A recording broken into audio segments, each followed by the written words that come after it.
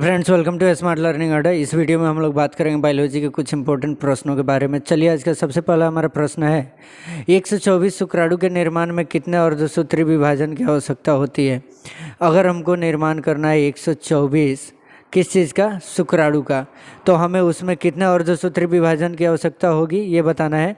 तो इसमें टोटल हमारी जो 124 बनाने के लिए, तो सबसे बारीक चीज़ ये जानना है कि एक बार में 4 हम लोग निर्माण देखते हैं। शुक्राणु कह रहा है कि 124 बनाना है, एक बार में 4 बनता है, तो हम 4 से इसको डिवाइड करेंगे, तो 4 3 12 हो जाएगा और 4 एकम 4 हो जाएगा, यानी हमारा 31 आंसर आ जाएगा।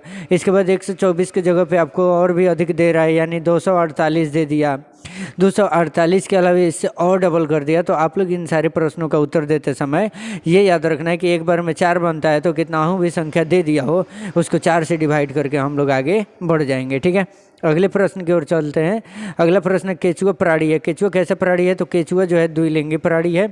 तीसरा प्रश्न, इनमें से कौन सा भाग अगुणित है? अगुणित अगर बताना हो तो अगुणित के लिए क्या बताने वाले हैं कि अगुणित जो है इसमें कौन सा है? तो अगुणित के बारे में बात करें तो इनमें से जो अगुणित वाला भाग है, एक अंडाशय है, एक परागकोश है, एक पराग है और एक युग्मनज है। युग्मनज को जाइगोट कहते हैं। जाइगोट तो हमेशा ये निषेचन के बाद बनता है। और अगुणित मतलब कि जो एन के फॉर्म में हो। किस रूप में हो? एन के फॉर्म में हो। अंडाशय जो होता है वो किस रूप में होता है? एन के फॉर्म में। कैसे रहेगा? परागकोश, यानी पराग जो होता है ये होता है किस रूप में? अगुणित रूप में। अंडाशय में कोई कहानी ही नहीं बन रहा है कि वो अगुणित होगा द्विगुणित होगा। अंडा द्विगुणित या अगुणित होता है। परागकोश कभी द्विगुणित अगुणित नहीं होता है। पराग या फिर युग्मनज अगुणित या द्विगुणित होता है। तो यहाँ पे सही आंसर हो जाएगा हमारा ऑप्शन नंबर सी। ठीक है, आगे बढ़ते हैं अगले प्रश्न की ओर। अगला प्रश्न है हमारा, इनमें से बंगाल का आतंक किसे कहा जाता है? तो बंगाल का आतंक किसे कहा जाता है इसको बताना है।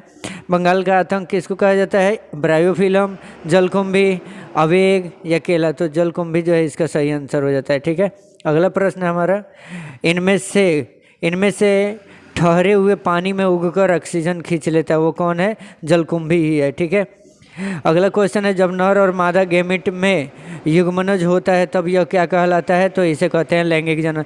जब नर और मादा यानी मेल और फीमेल के बीच में गेमिट बनता है, निषेचन की क्रिया होता है, तो इसे हम लोग क्या कहते हैं? इसे कहते हैं लैंगिक जनन। ठीक है, इसके अलावा अगला प्रश्न है, मध्य चक्र क्या है?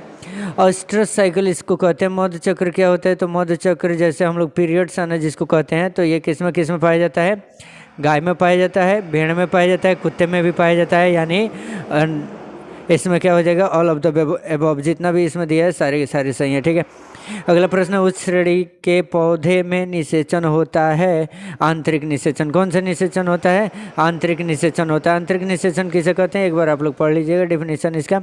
अगला प्रश्न है, शल्क कंद यानी बल्ब जो होता है उदाहरण होता है किस चीज़ का? तो ये प्याज का होता है। अगला प्रश्न, स्तनधारियों में निषेचन कहाँ होता है? स्तनधारी हैं, स्तनधारी में निषेचन कहाँ होगा? फैलोपियन ट्यूब में होता है। ठीक है, फैलोपियन ट्यूब में निषेचन आप लोगों को पढ़ाया गया ऑफलाइन भी। ठीक है, प्राकृतिक अनिषेक जनन पाया जाता है, किस में पाया जाता है? तो ये पाया जाता है मधुमक्खियों में। किस में पाया जाता है?